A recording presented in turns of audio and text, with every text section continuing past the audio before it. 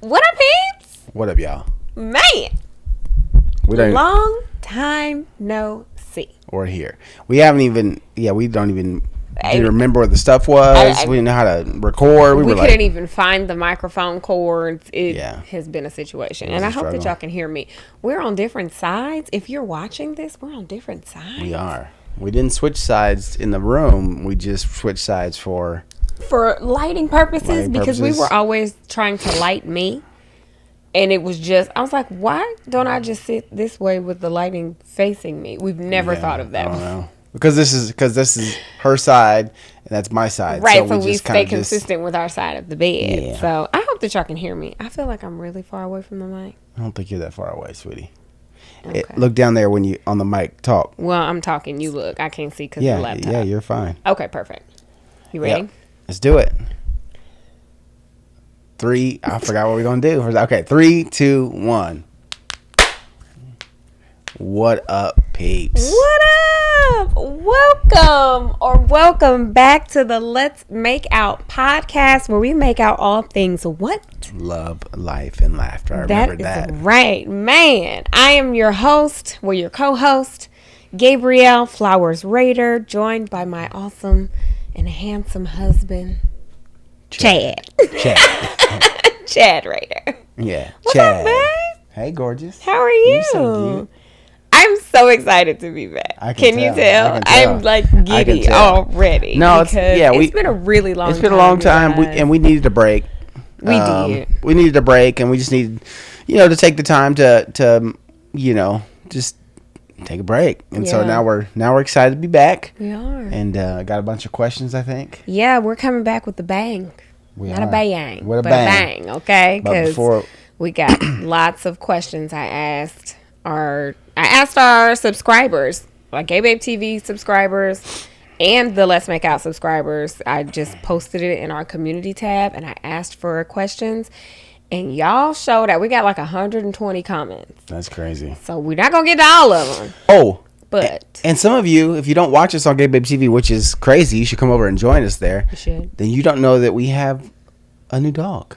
Yes, we have a new dog. This is Lincoln. Peeps, meet Lincoln. Hey, Winkers. Lincoln is sitting here. If you just happen to be listening to us and you're not watching us, I want you to know that you can come over to YouTube and watch us at the Let's Make Out podcast. And you can see our Lincoln. He's such a cutie pie. He's just so chill right now. Yeah, he's my fave. He's a mini golden doodle. I love him. So he's about full grown at this point. He's about 8, going on 9 months old, and he should be full grown for the most part. Yeah. And I think is he 9 months? He might be. She counting. He's 9 months. He'll be 10 months at the beginning of July. That's crazy. That's crazy. He's a good boy. He's a good boy. He's a sweet boy. He's a good boy. He's like, what are y'all doing? And he is mom's. He is my baby. It is the funniest thing ever. I love it. I love seeing it, though. I don't think I've ever dogged mom this hard. I don't think so either. I've been a dog mom for years. Yeah, no, it's the cutest thing ever. And it's ever. never been like this. I love it. Like, he rides in the car with me. Every time I'm leaving, he thinks he's supposed to go. She said that she needs to get a basket for him. I need to get him a car seat so he can be protected in the car, because he just be sitting on the passenger seat. Mind you, we never thought about getting a car seat for Oscar. Because Oscar never rode in the car with us. I never took Oscar. When he was a puppy, he used to go places with me, but that didn't last very long, honestly. Yeah, true. But Lincoln, he just has a special place in my heart. He does. He's our linker. He's our Winkies. He's the best. He's lazy, too. He is. He's a bum. Anyway. Yes. So, what's been going on? I feel like so much has been going on. And if you watch us, you already know what's been going on. But wait. What? It's time. Before you even get into that stuff. You're right. Y'all ready? We're ready. Let's go.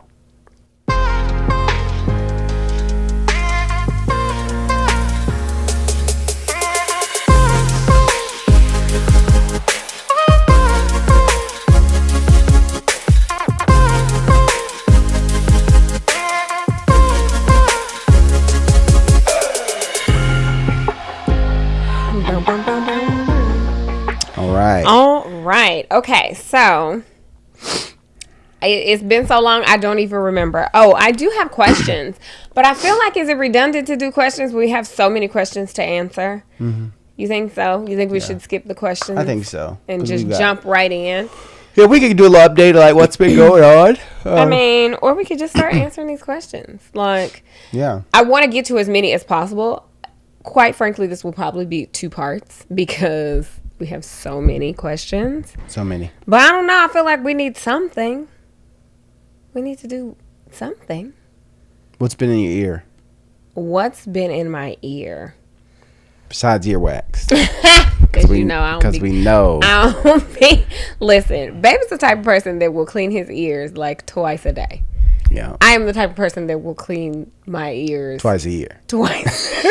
No, I was going to say like twice every 2 months. Like, it's bad. Twice a quarter. I just don't use Q-tips like that. How often do y'all use y'all Q-tips? Because, boy...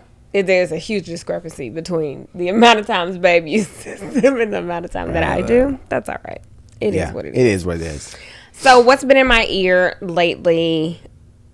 I've been listening to podcasts still. Like, that is probably my preferred thing to listen to. I think that I listen to more podcasts than audible, like audiobooks these days. And it used to be the opposite.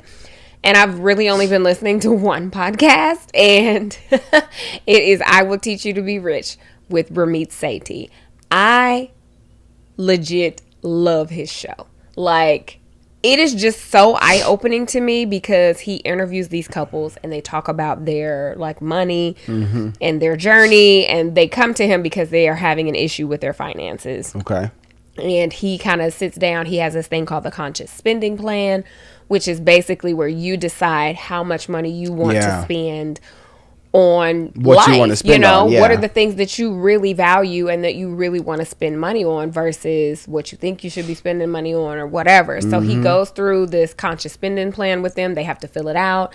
And then he has like these, percentages of how much you should be spending on like fixed costs and things like that. So it's just so eye-opening to me because it's interesting to hear people, like, because they say their age, like, how old they are and where they are in life. So then you get to see like how much assets do they have? What's their net worth? Like, what's in their investments? What's in their savings? So it's just interesting. And I just love his philosophy and how he breaks things down. And, like you hear these couples and like when they come on versus when they finish, like so many eye-opening moments for them. So it's a great podcast. Shout out to Ramit. I would legit go on the show if I didn't want y'all to know all my business, but I would love to be on the show. I just feel like it's a lot. Like, I don't know if I'm ready to be that vulnerable with the whole world, which is weird. Yeah, that considering. Is so funny. But that, like, speaking numbers and things, it takes a certain level of vulnerability to really put your numbers out there. And here's the thing, too, like, and not saying this in a crazy way, but, like, if we didn't do social media and we didn't have any kind of following, right? We just did, or if we just did social media in the way that most people do it, where you just connect with your friends and it's very, small and kind of, to yourself, like, then it's not as big of a deal. But we're, we as people that do share our lives, like that have, we go on there, like, there's potentially a lot of people that want to hear that, you know what I'm saying, versus versus you can't go on there and just kind of, hey, we're chatting Gabrielle, and right then I was even thinking like, well, maybe we could just change our names, but I feel like y'all know our voices you too do well. We have to change our voice. We would have to have like we'd have to have like somebody.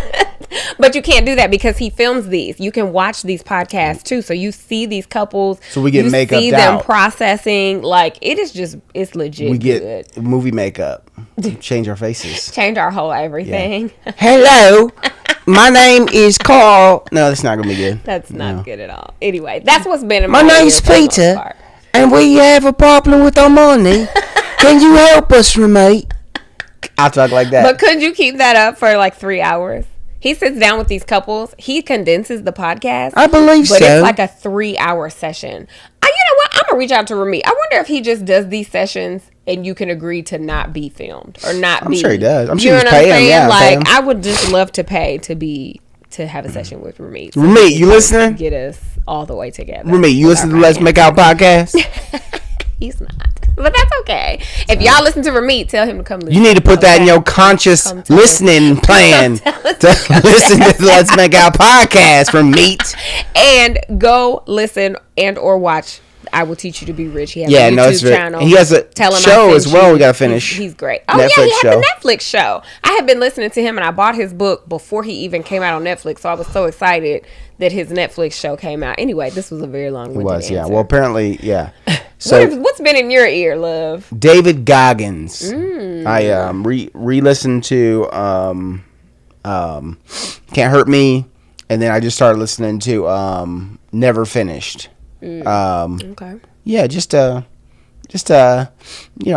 I've been on this weight loss journey for the last 8 weeks. Yeah, you've been looking good, Shop. Thank you. And I've lost 15 pounds. And so I have 6 more pounds to try to lose.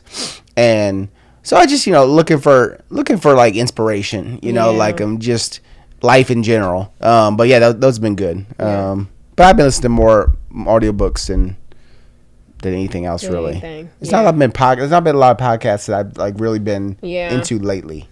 And audiobooks have always been my thing, but yeah, that's what I've been listening to. Okay.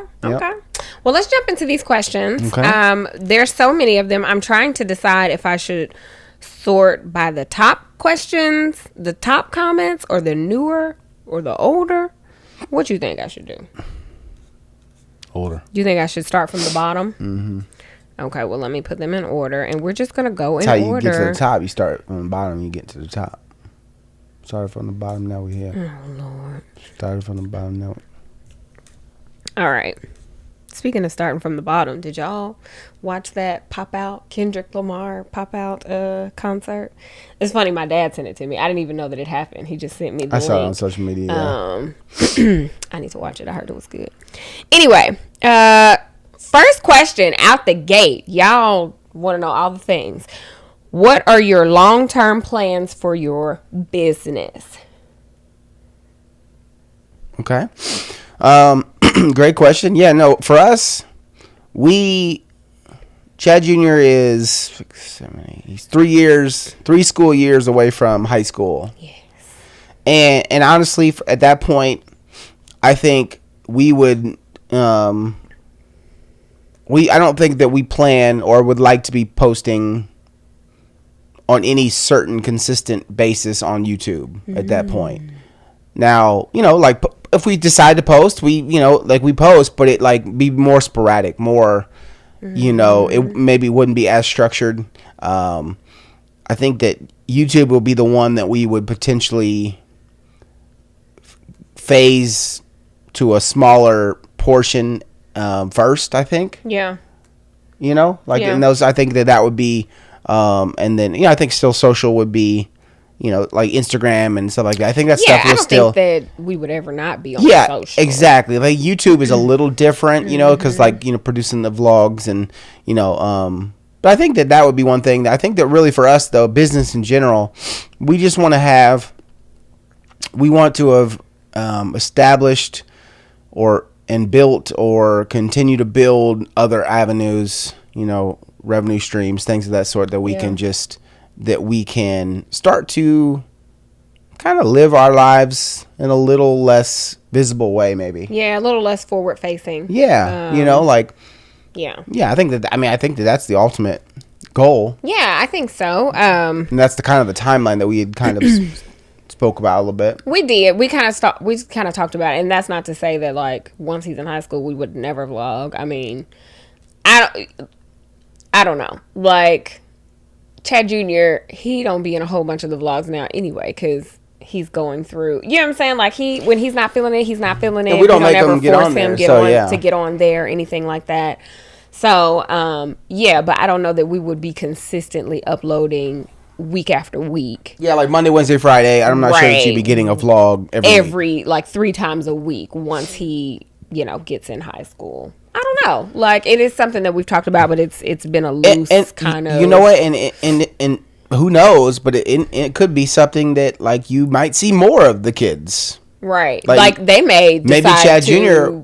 want to take it over. Exactly. Maybe it's something that Chad Jr. says, you know what, I want to continue on and continue, and I want to post things that I want to post as far as vlog content and stuff like that. Yeah, we definitely would be open to that. Yeah, I mean, because we kind of look at it as it's potential. It's a family business asset that we could pass on. Yeah. So who knows? I mean, we don't know, but I know that, I think that would be one area where we'd potentially be ready to slow down on. Yeah. So I know we said we were going to go in order, but I feel like there were similar questions that were in that same vein. So as I'm scrolling up, I came to another one that said, if you could stop vlogging, would you? Do you feel obligation to continue on for your subbies? And short answer, yes. Yes. I would love to know what it is like to live off camera. And I know what that's like per se, but without any thought or, because when I'm off, I'm still thinking, okay, well, we should probably, okay, this was nice, but we should probably vlog the next day, or we should probably, what I'm saying, just to keep some form of consistency. And I don't think that it's so much of an obligation to the subbies. Like, I don't feel obligated to you guys, but this has become part of my job. So it's like, if this is what I'm going to continue to do full time, then I have to make the content that's going to allow for the opportunities for it to be full time, if that makes sense. Yeah. So absolutely. So I wouldn't call it an obligation, because obligation sounds kind of icky to me, but it is my job. So I mean, I guess it is an obligation, but not necessarily to the subbies, if that makes sense. Does that make sense? I think it's we made a when we decided to do this full time and really go full on with it, we made a decision and obligations to ourselves. Yes. To say that we were going to give this a shot and be consistent and go for it all and be all in on it. With that comes the responsibilities that we put on ourselves of producing quality content, positive content, no drama, like all the things that we said that we were going to do. So I think that that's where our obligations or our feelings of is that we know that God has allowed us, or we feel God has allowed us to produce positive, loving content for people to enjoy, and hopefully relieve some stress for them, or just like, put a smile on their face. And so we know that we've heard from comments and from you guys sometimes that we've helped you, and we've brought smiles to your face. We've helped. So that feels good. So that'll be a piece that will it'd be like something that we'll have to like really pray about at the time. Like, okay, we're God, we feel like we're ready to be done. Yeah. And I honestly, like, sorry, I don't mean to cut you off, but I want to make sure that I make this clear, that if we wanted to stop vlogging, we could. Yeah. So the question is, like, I know I said yes, if you could, would you stop? But quite honestly, the majority of our income does not come from YouTube. Like, let's be real. And even brand deals don't really come from YouTube anymore. And our brand deals have all transitioned to like Instagram and TikTok. So we vlog because we enjoy it. We are here because we enjoy it. There was a certain amount of time when most of our money was coming from the YouTube vlogs and from the deals that we got, that we would always have ads on our YouTube, but that has since shifted. So vlogging has just, I think it's because it's the heart, I feel like, of our business, or where it started. It's kind of hard to let that go, if that, you see what I'm trying to say? Like, it's not, YouTube is not our number one income producing thing. Yeah, it's just not anymore. You know what? I think this brings me to something else too. This actually, no, that's absolutely. If we wanted to stop today, we could stop and be done. Financially, thankfully, but I think that there could be a chance where maybe we don't stop pushing content even when Chad does go to high school, but maybe it becomes... Maybe it shifts to shorts. Yeah. It shifts to short form content, which, because let's be honest. We've been doing this for almost 13 years. Yeah. Coming up on 13 years, and we would love to see 1 million subscribers. It doesn't change our life. It doesn't make us... feel like we're cooler than anybody. It's just whenever you work at something for so long, you know what? It's okay to have goals and things that you want to reach. So it would be really cool to reach 1 million subscribers and get that plaque and say that we did it. We did it. We did that. The next milestone, we did it. And one way to do that is short form content. YouTube has put an onus and an importance on short form content, and so. That's why you've seen a lot of our best videos vloggers have transitioned to only doing shorts now, because that's the thing that's growing everybody's channel. It grew our channel. Our best videos to date in 13 years have been shorts. Yeah. And so there's been serious talk of, do we want to shift to that type of content? And I think that there will be a day when we say that's what we're going to do, and we'll do that, but I don't that's not yet. It's not happening yet. So another question is, are you quitting YouTube, or are you just more focusing on transitioning from YouTube? And I don't think that we're at the point where we're transitioning. We on YouTube, we're not going nowhere. We done brought the podcast back. I'm coming back to the Gabe Fix. Like, I really miss she has lots of great ideas creativity for the Gabe Fix. And I think that I've just gotten so out of practice with being creative. It's just easier to pick up the camera and vlog versus coming up with what I want that channel to be like. But I am coming back because I miss doing that. I miss talking about the things that I talked about there. So we're not transitioning, we're not leaving yet. We just are making sure that we have other things that we can then rely on, so that when the time does come where we're like, let's take a break, or we don't really have like with the podcast where we said, we're going to take some time off. Take some time, And we can do that comfortably.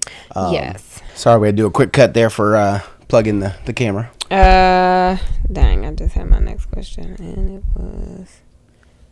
Okay, I promise we're going to talk about things other than YouTube, but while we're on the topic of YouTube, I figure we might as well answer these questions. Yeah.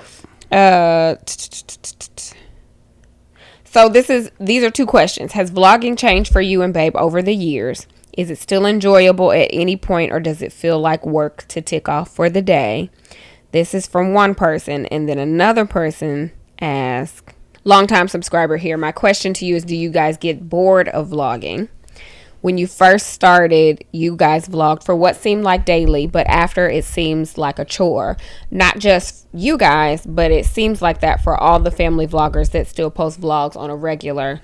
Slack off. I realize that life is busy, and I still try to watch what you post. Love you all. Love you. Back. So, lots of questions about YouTube. Like, is YouTube boring? Like, are you bored of vlogging, Babe?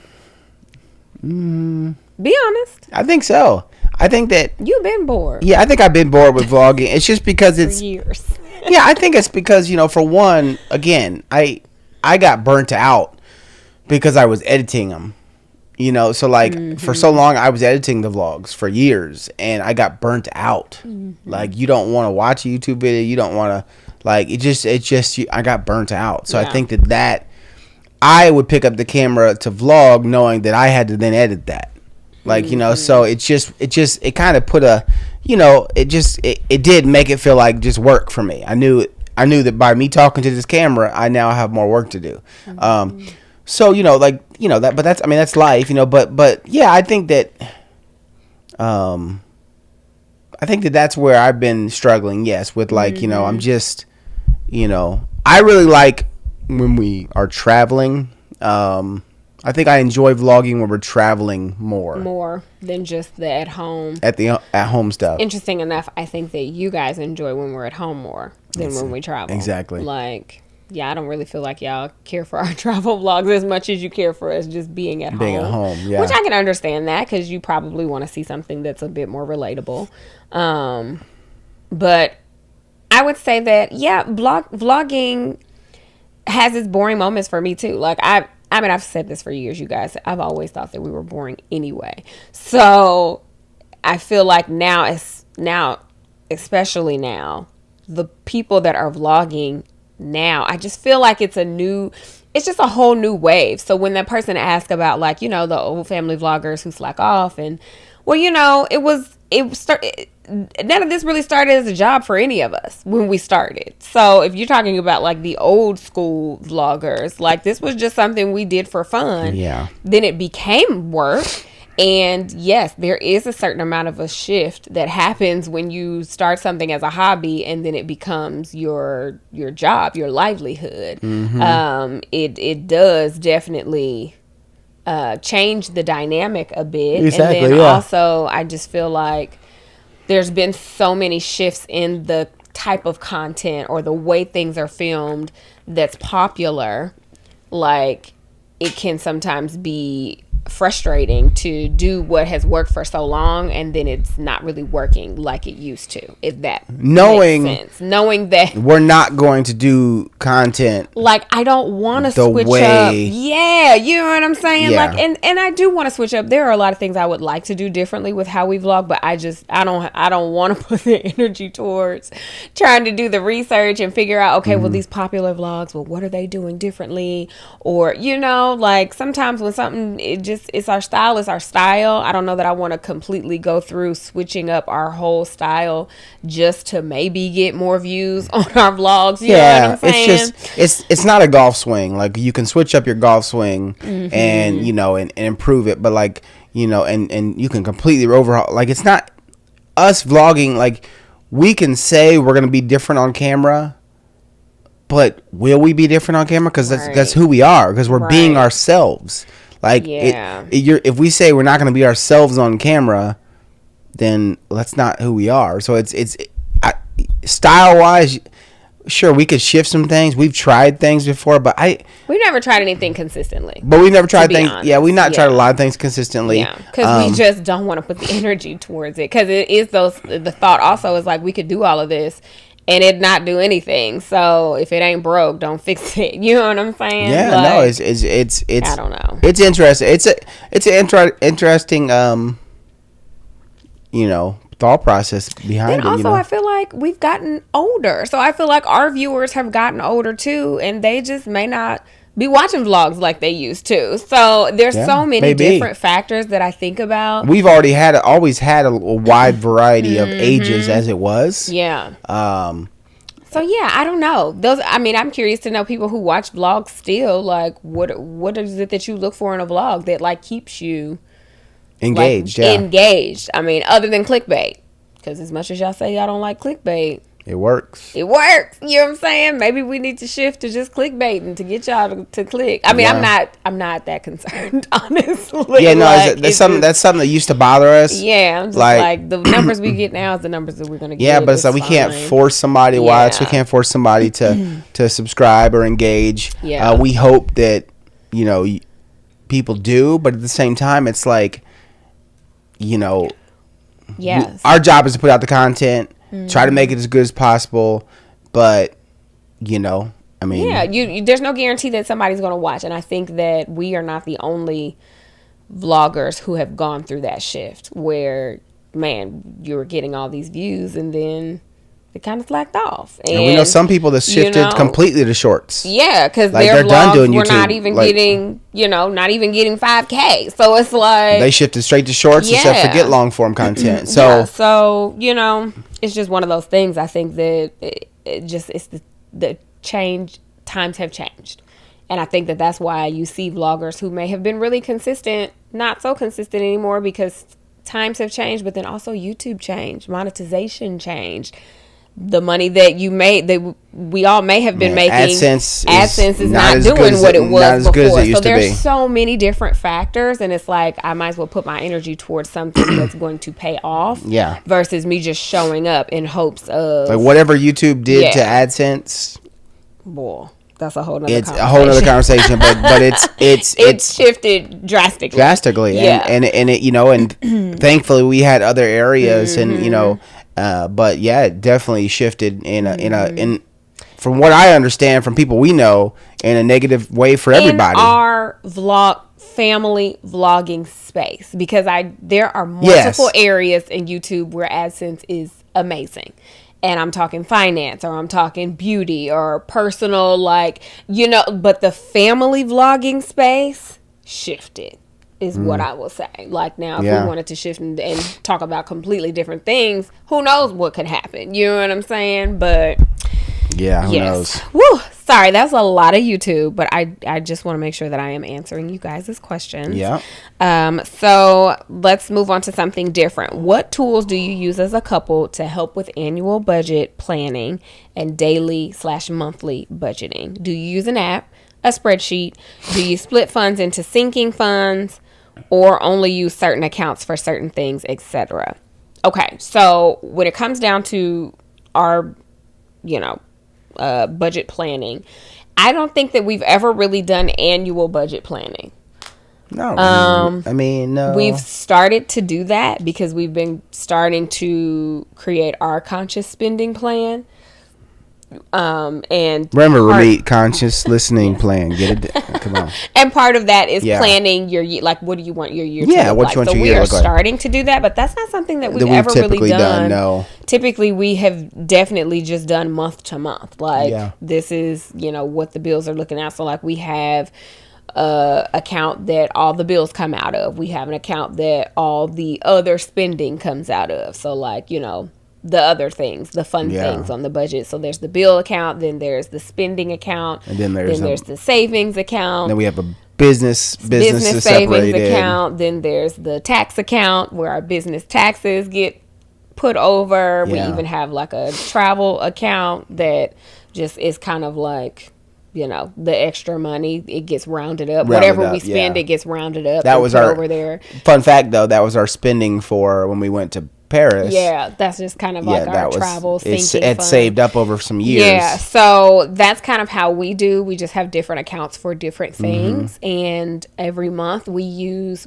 to use Mint until it went away. R.I.P. to Mint. And now we use Monarch Money, which is funny. I just talked about this on our vlog. That we've been using Monarch Money since Mint went away, and we like it. I like it. It took a little bit of trial and error just to get used to it. Seems really clean. But it's very clean. And then we work with a budget coach monthly. So with her, we go through the previous month, like, this was what we had budgeted for. This is what we actually spent. Then we talk about preparing for the next month. Okay, what do you guys have coming up for the next month? This is how much you're going to need with your payroll. This is how much more you might need to draw on top of your payroll. So we go through all of those things with our budget coach, and working with her has been really helpful for us because it helped us to kind of prioritize paying off debt and making sure that the bills were paid and that we had money set aside for this, and and honestly too, it put me more into the being able to see the finances a bit more. Like I still need to get in more to understand more, because Gabriel is the money manager of the house. I am. And rightfully so. She's really good at it. Like something that she enjoys doing. I'm the business manager as far as like bringing what's coming in, what's being invoiced. I invoice all that but like if we didn't have those meetings, I wouldn't be looking in very often at all. So now I still need to do it more, but it's definitely got him involved. It's got me more involved to understand kind of what we're spending, and then we've worked together to be like, okay, why are we spending this much on this, or how can we're always trying to improve and also cut unneeded expenses, and then bad habits, like I'm not ashamed to say that we've had raggedy spending habits for a long time. We just have some things. It's food and clothes. Those are always our top. Those are our two, like top budget busters. So we know that those are things that we enjoy spending money on, or there are retail therapy or food therapy categories. So we know this. So first part of fixing the problem is knowing what the problem is, and knowing you have a problem, right? So that's fix it. But seeing it and talking about it helps keep us accountable, healthy, in our communication. Doesn't mean we don't get frustrated at, how we're doing or whatever. Like, but if we weren't talking about it and we were just, and we weren't telling each other how we feel, or then, that wouldn't be good at all. Right. Like, Yeah. So while we do it monthly with our budget coach, we are actively working to do it weekly with each other, because what we've noticed is that a lot of times things could be prevented, or things could be if we would look at it more often, if we were looking at it on a weekly basis versus looking at the end of the month like, dang, we spent that much. So that's been more of a struggle to do the weekly. Yeah, it has been such a struggle for us to consistently have these money meetings, and it's in the calendar. I put it in the every Friday we're supposed to have a money meeting. What we need to do is, like, when we see it in the calendar, we have to then prompt each other to do it. Yeah, like it has to be this, but we don't, because there's something going on, we're busy, like, so we just have to get better. But it's about working together and getting better. I mean, finances in a relationship they have to be done together at some point. Some point there has to be a team effort, or there's going to be division caused. I think there could be division caused. Next question, speaking of finance, did you pay off your student loans? Are you going to build a new home? How do you keep the relationship fresh? No, maybe. Date each other. Yeah. Those are my short answers. Yeah. No, I have not paid off these raggedy student loans. Even though she has the money is there. And when the interest rate or the interest came back, like it was on pause for so long after, CVID.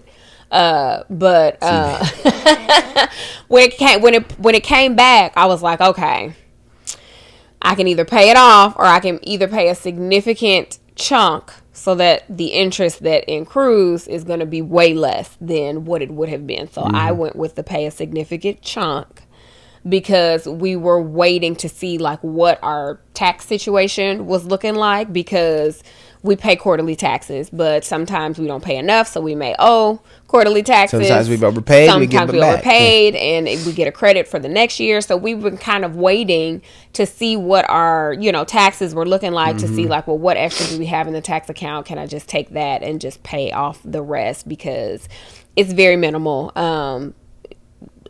It's probably like $19,000, and I can say that my student loans were $150,000. So we've been paying them. I've been paying them. Yeah, we've been paying them. Yeah, exactly. We've been paying them. And I mean, and then once you add Babe's, his was like $35,000. We paid his. We've paid off all but $19,000 of mine. So we just. I am very proud of that. And it's taken me a minute, because I haven't been able to celebrate that, because I've just wanted them to be gone. Yeah. And it's like, well, they're not gone yet. I still have this left. But to go from 150 to 19, to paid $131,000 off. Yeah, that's plus your 35. Yeah, like, really, it was like 42. It was actually. So I mean, we've been paying them. We've been paying them. But also, because we work for ourselves, because we run payroll, because like we are in a position where we got to make sure that we have what we need from month to month. So I'm like, I could pay that, but I could also hold on to that, and then it could be my emergency fund or business savings for our payroll from month to month. So it's in my mind, that's how I'm kind of looking at it. Like, but I don't think that, not to interrupt, but I don't think, we've talked about that, I don't think that we're going to go into 2025 with it. I'm going to be done with it. Yeah, I've exactly. been prolonging this way too long. We're not planning, it's middle of June, end of June. We're not planning to go into 2025 with the student loan. Excuse me. But, so I think that yes, I mean, yes, we still have it, but I think that that's the plan. Mm-hmm. But yeah, and then as far as building the house, I mean, if the right house pops up for the right price, and then maybe, but we're not. We didn't go through with the last one, which we got approved to. We could have because it just was not necessary. Let's be honest, like spending almost like $900,000. I mean, we'll round it up. Almost $1 million. Yes. I mean, after appliances and furniture, we'd had. I mean, just think about a 7 to 8% interest rate. With a 7 to 8% interest rate because of where the interest rates are right now, it just wouldn't. You know, just not. It wouldn't have been smart. It would put us in a position where we would have been paying a mortgage every month that we just didn't want to pay. Yeah, we would be. Right? We would be close to being house poor. I feel like, you know, that's what it would have felt like. It would have felt like, yeah. It would have felt. We can afford it, but it's not about affording it. It's about like, are you comfortable with it? Like, does it bother you to pay it every month? Yeah. Like, that's the comfort that we want. We want the comfort of, I don't care about paying this every month because it's not. But that wouldn't have been comfortable. It just would have been like, I don't want to pay this thing. Yeah. Why did we do this? Why did we? Well, like, why would we even do that? Yeah. So I'm really grateful we didn't. Even though I feel like we've talked about this significantly on this podcast and how that's been such a dream of mine to build this house and blah, blah, blah. And like, I really just had to get to the root of where that started and what that said, what building a house said to me. Like, am I explaining it? Yeah, why did that? Like, in my mind, what did that mean? And I had to be honest with myself that in my mind, it felt like success. And then I had to reconcile that isn't necessarily an indication of success. And it doesn't have to be my marker of success. Like, I think that it's success because that's what everyone else is doing. But is that really what I want to do? Is that really how I want to live, just to show that I'm successful for other people? Like, especially when we already have a great house. Like, we're not running out of space. We're not even using half the space we got. So it's like, you know what I'm saying? What are we rushing to do this? And then also going through that, we even talked about like not needing to build a house if we saw the right house that had good bones. Or that was a newer house than ours, you know, because our house was built in 09. Or had the shape and the extra things that we were wanting, like then we would jump on that. Yeah, like, so we're still open to that. Now, as far as building, it doesn't have to be a new build. It doesn't have to be a new build. And that was something that Gabrielle struggled with for a long time, was but then we started talking about it and she started seeing, she's like, yeah, I mean, I guess there are houses out there. Yeah, we looked at a couple and was like, oh, we could very well do this. Yeah, this is everything that we think we're missing. That are $300,000, $400,000 less than a brand new build. Mm-hmm. And the value on our house has almost doubled. Yeah. So yeah, I mean, so it's like one of those things where you know, but we don't necessarily know if we would even want to get rid of this house, right? If we did get a new house, that was another factor. That was another factor. Was like, we still would have been paying our rent unless we got a renter. Right. So it's like, we can build this house. But then we would also be paying for this house if we didn't get somebody to move in here. Like, do we want to subject ourselves to that? Exactly. Like, so now if we could do that with a mortgage that was a little bit more than this and this one, it wouldn't feel because then we're like, we have two houses. Right. Now we've built our portfolio of you know, in real estate investment in essence, right? Now we have a couple houses. So it would be but you know, not $7,000, $8,000, $9,000 a month. That would be ridiculous. So another question that's similar, because this is a prime example of what I'm saying. So she says, most YouTubers with your amount of subscribers move into bigger homes, etc. I've noticed that you are living a modest life, so you plan on moving. Can you guys talk more about your debt, or show like spreadsheets or of what you do monthly, or are you guys debt free because you are so modest? So see, like, that to me is a prime example of the mentality, what social media tells you success looks like, because you're like, oh, well, I got a starter home. Now I might have gotten a raise. I'm making more money. I need to buy a bigger home. Oh, I need this forever dream home on 5 acres. And it's like, do you really want that? Yeah. Or do you feel like you need that to show that you are being successful? Yeah. Like, you know, And I wouldn't say that we live modest, because the amount of money we spend on other things. Yeah, exactly. It's not really, you just don't see it. Like, because we not dripped in designer or driving fancy car. I mean, I guess baby's driving a fancy car now, but we waste our money. The money that we waste is on clothes and eating. So I would love to think that we were living modestly. We would love to live more modestly, honestly. I would love to live more modestly. Let's be honest. The house we built, the house that we moved into, this house is not a starter home. No. This is, we're 4,300 square foot. Yeah. 3-car garage. It's a nice it's a nice sized house. Yeah. Big enough for our family of 4. Plenty of space. Plenty of space. And the dog. Yes, exactly. And so we've done lots of, renovations, the whole gym build out, the kitchen, painting it white, all that stuff. And we want to do more. And we have the bones to be able to do some more. So if we don't find something that we want to do get it in another house, we can do it in our own. So I think, we used to get trapped in that whole, well, they're doing it, we should do it too. Yep. Or having a baby, getting a house, like these big milestones. It's going to be good for content. It's good for content too. Yes. Not saying anybody's doing that. What I'm saying is that. But as content creators, that's the first thing you think of. You know that those things are going to bring more views and more engagement. And there's nothing wrong with that, because you're living your life, you're doing your thing. And so there's nothing wrong with that. But you know that those are going to kick up engagement as a business owner in social media. So for us, those used to be like, okay, how do we do, and then we just had to say, you know what? Like, this is the life that we're living. We are happy. Yeah. We're healthy. We're comfortable. And now we're at the point where it's like, we just want to cut expenses. Man, we try to cut as much as we can. So that we can spend money on the things that we want to spend money on, right? So we can, travel anytime. We travel a lot anyways, but so we can travel even more. So we can make sure that, if we want to get a new car every couple years, we can do that, like, and not spend, not have a plan for it. Right.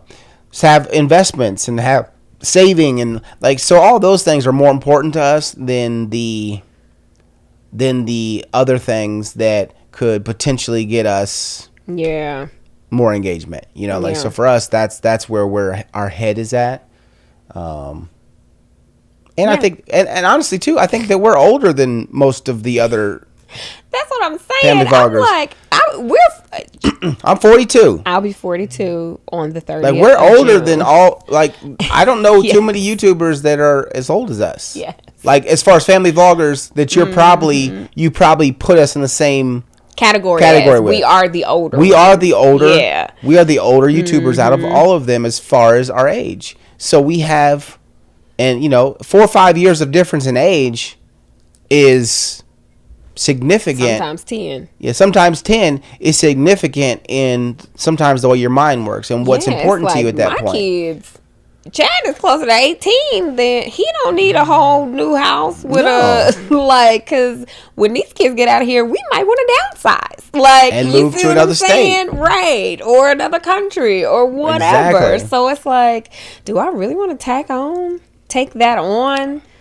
I mean, we don't have itty bitty kids with a whole, you know what I'm saying? I don't know. There's just so many different factors. Exactly. And I think that listening to Ramit, I swear, it really helped me, because he talks about how people never think about the what is the word he uses? The phantom cost of things. You just look at what is it on paper. But buying a whole new house that's $300,000 and $400,000 more than your current house, then you have to furnish it.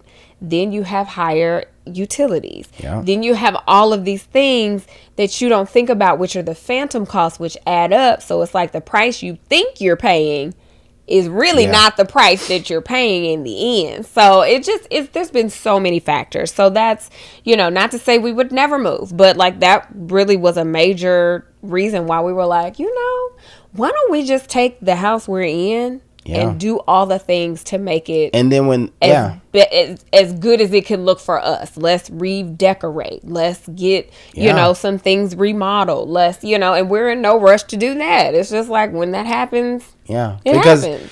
Because those things aren't more important than some of the other goals that we have, right? So it's our 2%, 2.5% interest rate. We could sit here and chill. I might be in this house forever. Exactly. Well, I honestly I think I've come to realization or the thought that we won't leave this house unless we're leaving the state. Yeah. And we won't do that until the kids are probably so we've got 12 years. Yeah. 12, 13 years potentially. And then from there we might decide we want to move somewhere else, and then be able to have the finances to be able to come back and visit the kids whenever we want. They can come visit us, whatever. I don't know, but I think that this house is definitely not a starter house in the way I would view it. Yeah. And it has a lot of possibilities. Long answer short. Yeah. Or a long answer long. Okay. So how do you keep the relationship fresh? I said date nights. Date nights. Mm-hmm. Yeah, communicate. Communicate even during communicate the difficult stuff. Mm-hmm. Not only the good. Not only the like this morning, Gabrielle. She was frustrated about some stuff, and she told me, and and it wasn't at me. It was just frustrated. Like but she told me. We hugged. I didn't have an answer how to fix it. Yeah. But I told her I heard her, and we're gonna work together to it's easy to not have those conversations. Yeah. Right. But those conversations are the ones that I think that make you closer. Mm-hmm. I agree. And not arguments. Yeah. Tough conversations, I think, is what makes you more closer and makes your love deeper, because you learn that you can trust each other. Yeah, and it's interesting. Like, I've always answered that question. We've gotten this question a number of times over the years, and I've always answered it with, like, date nights. Keep it fresh, go on dates, date each other. But as I'm sitting here listening to you, like, I'm wondering, what is the aversion we have to a relationship not being fresh? We are 13 years in the game married, 15 years together. It's not fresh. Like, you know what I'm saying? Like, it's okay for the relationship to have aged. Yeah. I think the more important question is, how do we keep the relationship? I'm trying to think, what's another word we could use instead of thriving? Yes. It's not about it being fresh. Like, how do we keep the relationship good? How do we keep enjoying each other's company? Absolutely. How do we, so maybe we just use that as fresh, but when you think about it, like, it's not going to be fresh. Like, if it's not brand new, it's not fresh, and that's okay. No, exactly. It's not a bad thing. No, exactly. So we just, I think we value our time together. Like, we just genuinely we like each other. Yeah. We like being together. And I think, but I think that our biggest thing all these years has been the communication. Yep. And it's been, we've been able to admit when we're wrong. We're able to accept, when someone has a better idea. Yeah. Like, we just are able to communicate how we feel, and I think that's allowed us to feel comfortable with each other more and more. And then that just grows the love, and that it matures the love. Yeah. Like, it's maturity. That's a really good. Like I think our relationship has matured, and we still very much enjoy each other's company. Yeah. But there's nothing wrong with having the maturity there. No, like, I don't need a fresh relation. Like, my marriage don't need to feel fresh. Like, we don't. It's funny because, like, we've been to a couple places where it's been almost like a club setting, and we're like, "You ready to go?" I'm ready to go, because that's just not. This is not us anymore. It's not us, and that might have been fun 13 years ago, but it's not. It's just now not. For us is we'd rather go to a hotel lobby and read questions to each other. Yeah, so you just have to keep learning each other, because you're going to keep changing. So you have to keep learning each other in the stage that you're in. Yeah. Keep the communication strong. Spend the time together. These are all things to help your relationship thrive, or stay fresh. Yeah. If you know what I'm saying, if that's the term you want to use. Yeah. But yeah, hopefully that answers your question. Someone else asked, do you plan on having any more kids? How did y'all beat us UNC last ball game? I don't know what that is reference to. To Alabama. Oh, okay. Yeah, no more kids. Lincoln is our third child. Lincoln is our third child. He actually has the name that we were going to name a third child. So it just wasn't in our story to have a third child. Yeah. And so we're okay with that. So we got our Lincoln. Mm-hmm. And so now you know what the name would have been of our third child. Had it been a boy. Like we didn't Lincoln. Have another girl name actually, but yeah. No, and then Bama. I mean, roll Tide, baby. Roll Tide. Roll Tide. Advice for trusting God when hustle culture is taking over. Whew. I tell you what. It's all noise. That's a great. It's all noise. It's all noise. Because it's all noise, and if it starts making you feel a certain way, then it's just noise. Like if it motivates you or encourages you, then take that from it. But once it starts bogging you down and making you feel like you're not doing enough or you're not enough, like it's just noise. Yeah. Turn it off. And but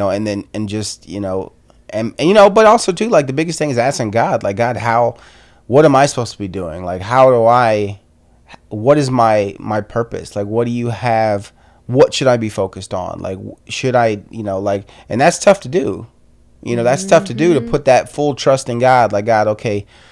Because, it says, faith without works is dead, right? So that makes me think that I need to be working towards something. But at the same time, I need to be trusting God to open up the doors, right, and closing the doors. Yeah. And that's tough because you think, ooh, well, this is good. I'm going to do this. Okay, God must want me to do this because, and maybe it doesn't work out that way. And then like my job that I had, you guys don't know, but I worked at a job for like 3.5 months.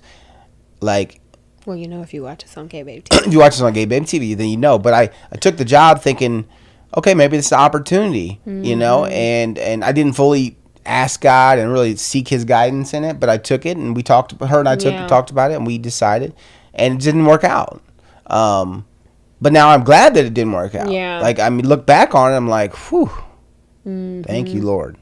But sometimes you have to learn that lesson, or the door has to get slammed in your face to realize, ooh, okay, I didn't seek you for that. Right. Yeah. No, I agree. But yeah, but that's my answer. I don't know. No, I think that was very well put. Like, hustle culture is toxic, man. It is. And I have fallen victim to it, and I have also burnt out from it. And I think that that's something to think about too, when you feel like you're being subjected to hustle culture, or you feel like you got to do this, you got to do this, you got to grind. It's like, at the end of the day, what's going to make you happy? Are you grinding and hustling to keep up with people that you see on social media that you really don't know? Yeah. Like, you know what I'm saying? That you perceive them as successful. So it's like, well, I got to keep up with them. I got to do this. I got to do that.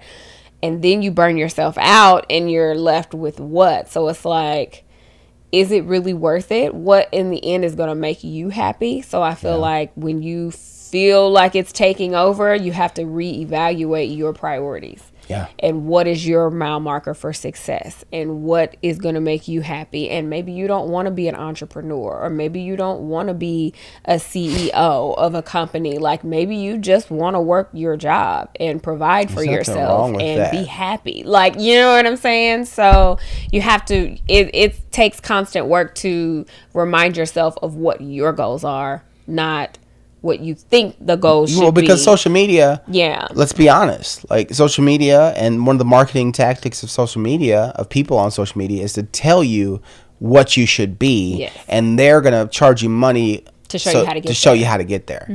And so you're like, oh, well, they seem successful, because you don't know. Yeah. But even if you do know, even if you've seen their bank account. Right. Well, they're successful, so they must know. But that's their story. That's their journey. That doesn't mean that it has to be yours. Mm-hmm. If it's something that you do want it to be yours, then go for it. Go for it, yeah. But do it because you love it, because you enjoy it, because you want to learn it, you want to do it.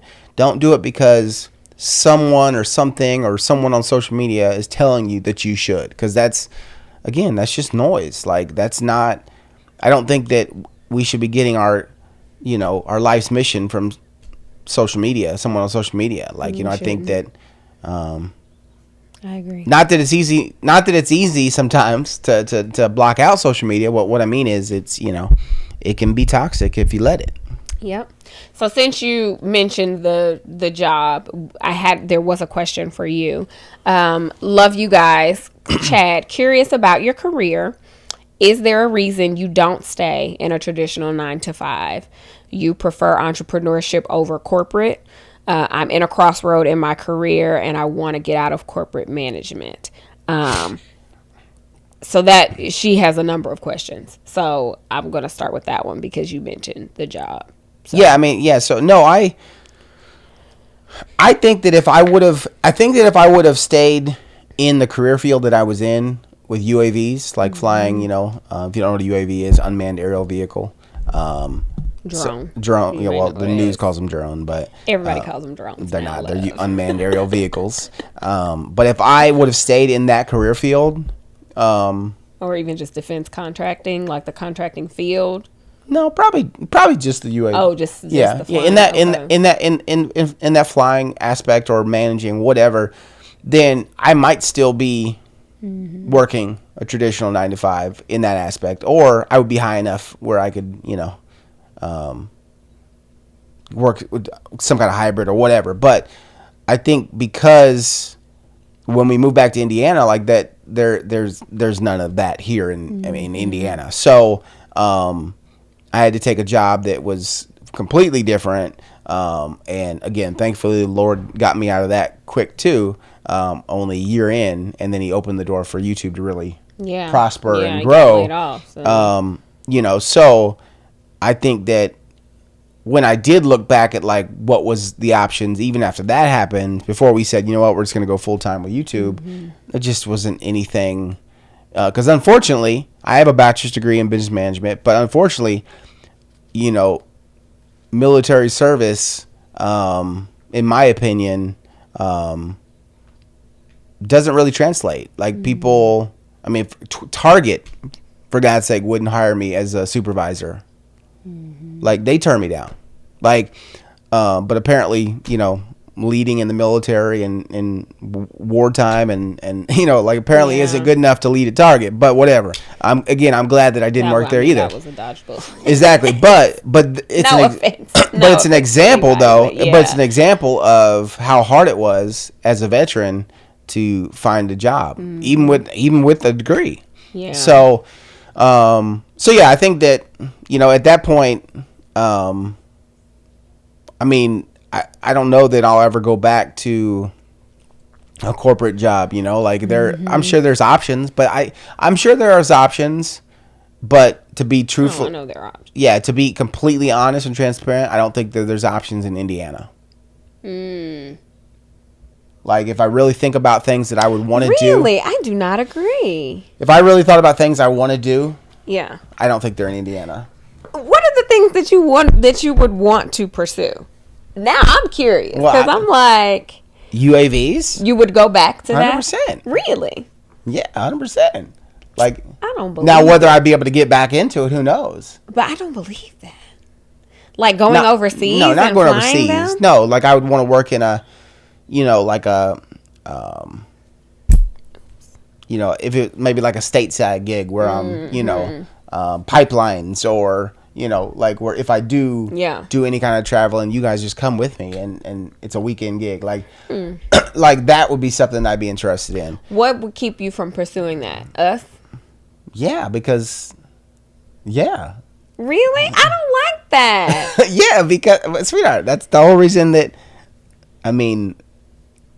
the reason we're in Indiana. It's me.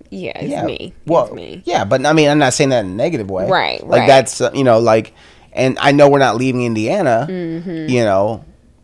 But I feel like this is an interesting conversation because we have talked about even this. Even Disney, we have talked about. And I have a contact to be, but again, I'd have to work to Florida. Exactly. So but I'd have to move. We'd have to move.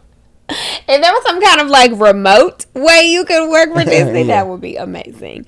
But yeah, that is so interesting because on my side of things, like, I don't ever want to feel like I'm stifling your career, you know? Yeah. And that's kind of, and we've had this conversation before. This is not the first time we've talked about this, but this is the first time we've talked about it on the podcast. So true. Because this is not brand new information for me, but it is difficult when we have created this company together, and it's like, so this is working for us, but at what point is it worth it for you to try and do something that would make you happier? Or, you know what I'm saying? And then that's my question too, because I believe that Chad feels like the corporate job would make him happier. But would it really? You know what I'm saying? And I don't know that. We don't know that. I mean, based off of this previous position that you just had, like, you know, I think you were feeling the stress of it. Yeah, you know what I'm saying? I think that was also because of that person. Or and that environment. That culture. Bad culture regardless, anywhere. If our culture was bad, it would be stressful too, right? Yeah, I guess when the environment is stressful, that was a bad culture, which in turn causes stress, and you know, it's just not a good environment. But yeah, I don't know. I mean, I think you should go for it. I don't know that I could, because I don't want.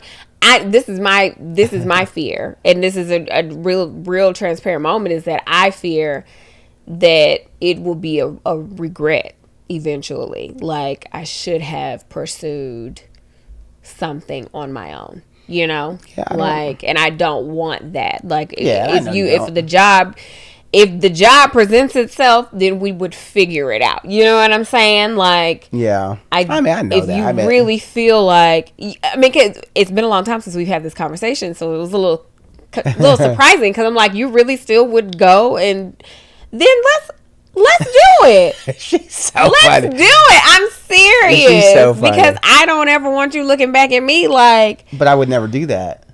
I don't know that. You know what I'm saying? Like, I don't know that. How do I know that? If you see me side-eyeing her one day, like, right? You know, why does this old man keep side-eyeing me? Right. I don't even know what that would look like if you like went back into. You know what I'm saying? When I think of him like going and getting a job, I think of like him just being in a management role, because he's been in such high management positions. I feel like that is something he could easily take. So when you said you didn't feel like there was stuff in Indiana, I'm like, you can get a management opportunity. Yeah, but multiple places. But it's about, it may not be in the industry. Exactly, it's about the it's about the industry to me at this point. At 42, like, your career like, is in a certain industry, like your background. Exactly, you know, and like, I don't, you know, I think that if you've been working in a certain industry for, you know, then you, and now I'm not saying there's not another industry that might be interesting. I don't know, but, you know, but at the same time, it's like, I mean, let's face it. Like the job market, if it's like it used to be, which I'm sure it's worse. Yeah, it's a good old boy network, right? So about who you know. So even if I am the most qualified, even if I don't have experience in that career field, but I am the most qualified, I'll say 8 out of 10 times I'll get passed up for somebody that has that experience, even if they're not as qualified as me or have as much experience in maybe leadership, but they have more experience in that field. I see what you're saying. Like, you know, and that's coming from talking to a couple of my friends that work in corporate too, of like, you know, like, yeah, it's you know, it's rough. Yeah. You know, and so it's just, I think it's one of those things where it's like, so what we do, you know, is successful, and, you know, and I don't even know if I don't, I think I'm just in a space where I'm trying to figure out what I would want to do, or like what would even be, because I don't want to look back either and regret not trying. Yes, but I don't put it on because Gabrielle didn't say to do it. Like it would be like.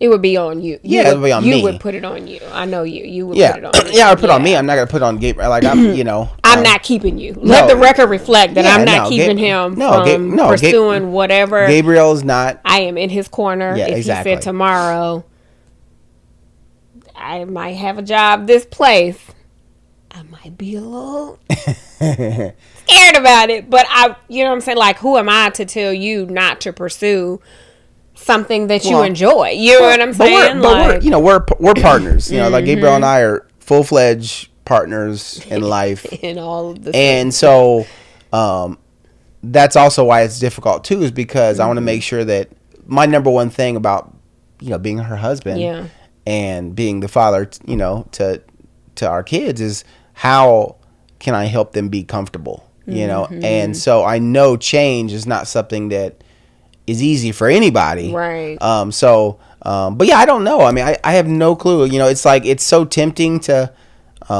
explore. But at the same time, it's like, well, what do you have to lose by exploring? I mean, I guess nothing. Yeah. But yeah, so I don't know. It's a weird, I think our memory card's about to die. The memory card's not about to die. It's about to be full. So hang on a second. Hold on. I feel like we have not gotten through a fourth of these questions, and we started way too late, so we'll have to stop here in about 10 minutes because we got to pick up Ray from summer camp. Yeah, and then we'll have to. And then we're going to have a part 2. Yeah, just look for part 2 next week, and part 2 may be a longer one because I want to get to these questions. Yeah. So, but this was a good, welcome back starter situation. Hopefully you've enjoyed this so far. Yeah, I feel like we've gotten into some good things. I want to ask you one more question that was for you. Okay. But I don't know. I feel like we got a little deep with that one. Okay. Because it's still about you while we're talking about your your career and things like that. So this is not the question, but this is another one. Celebrate you both. Thank you. Chad, will you mentor people to trade like you? You seem to have a good hold of the skill and confidence to trade. Yeah, I mean, I think that's something that I thought about wanting to do. I'm still trying to. I want to make sure that my strategy and everything that I do is like solid, fully solid, so that I could then teach somebody or teach people how to do it in a way that's as easy to understand as possible. It's not an easy skill, but it's be easier. It would be easier to learn if you were taught the right way, right? And some of the extra fluff and confusion is removed, which with most subjects, that's kind of the truth, right? So yeah, that would be something that I definitely, have kind of started to develop an idea around. But yeah, so I mean, I think that's a strong possibility. Yeah, I like that. I like your position on it. It's just to making sure that the content is solid before offering it up. You know what I'm saying? I want it to be something that really can change your life. Because like trading good and trading well can change your life, and I really want it to be something that if I ever decide to teach it, that I want to know that it's changed my life. And also that the way I teach it can help potentially change your life for the better. So yeah, like I don't want to do it for any other reason. Like I don't want to just take your money just to take your money. The money. I don't want to. And I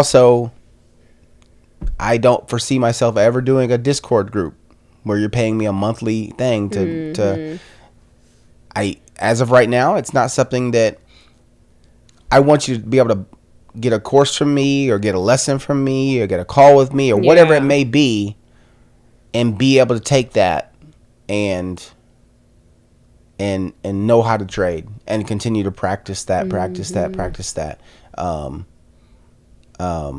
in the trading world right now, it's really big on giving you a course that gets you to the point where then you have to pay a monthly fee to be able to copy someone's trades. Yeah. Which in turn doesn't give you anything, doesn't give you any skill at all.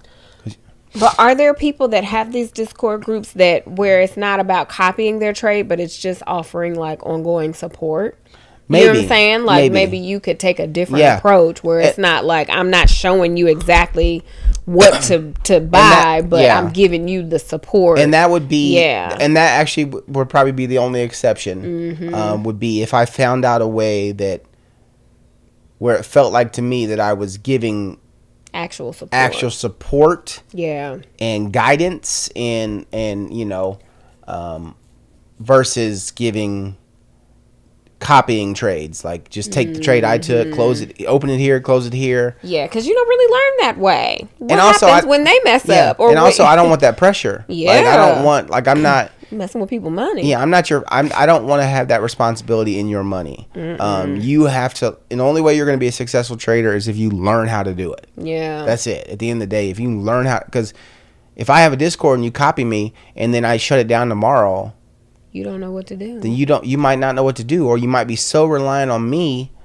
that now you're frozen, and you're scared, and you just you and I don't want that for anybody. So I was in a couple groups like that and realized quickly, and I'm like, nah, this is not going to help me, and I left those groups because it didn't want to help me. Yeah, and so the best trading I've done has been on my own.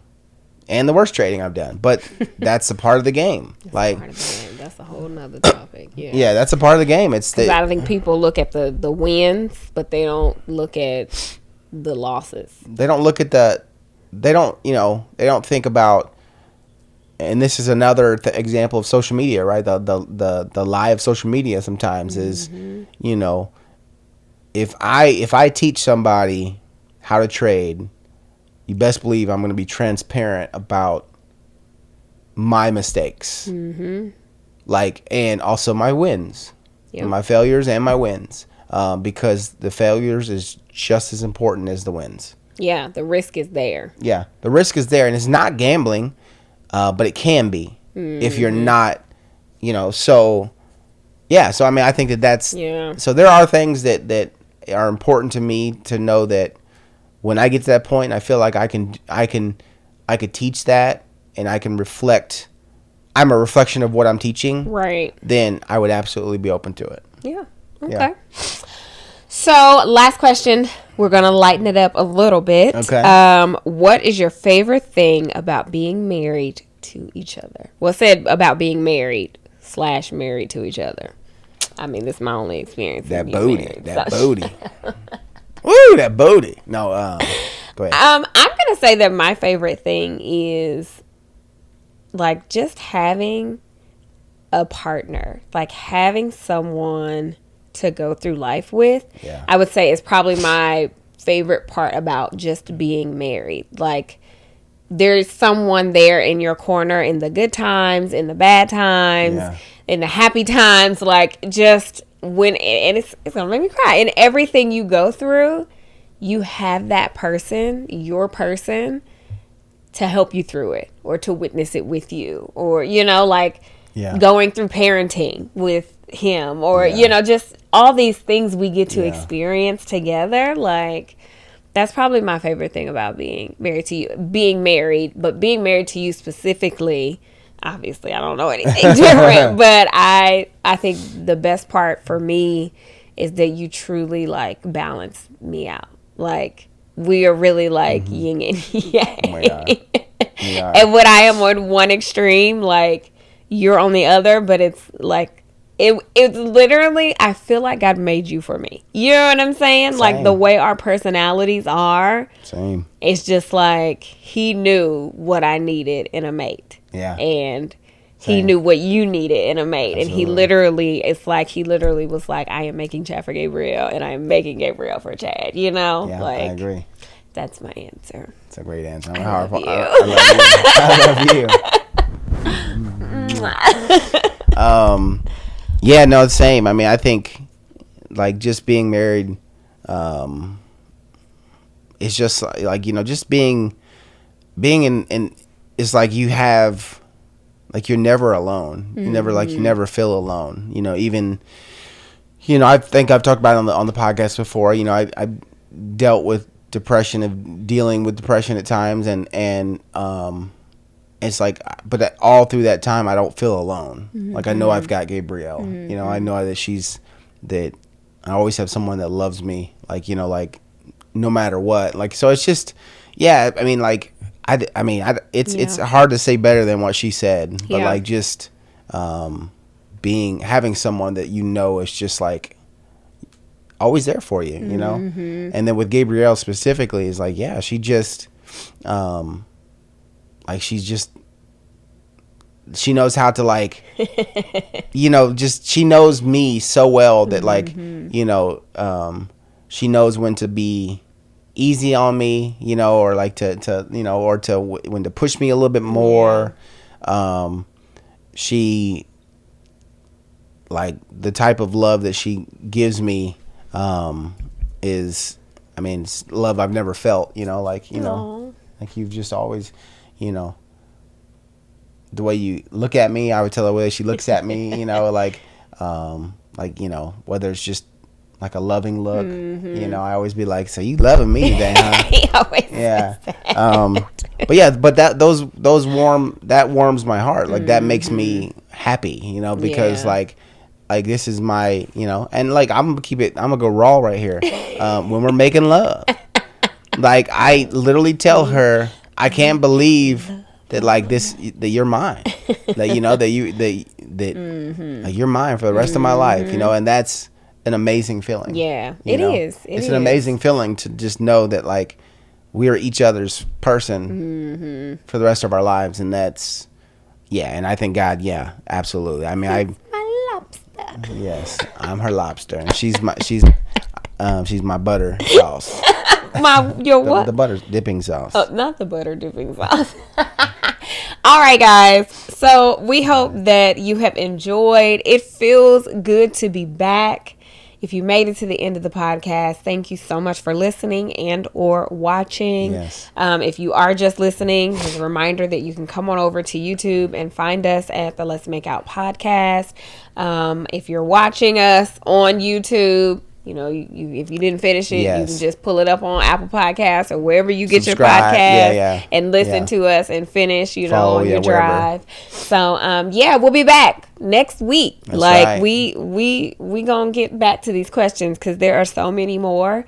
And we'll make sure we tell Lincoln how much he means to us because he's jealous right now. He's mad. He woke up as soon as he's like, "What you gonna say about me?" Right? Like, do y'all love me like that? Of course we love you, buddy.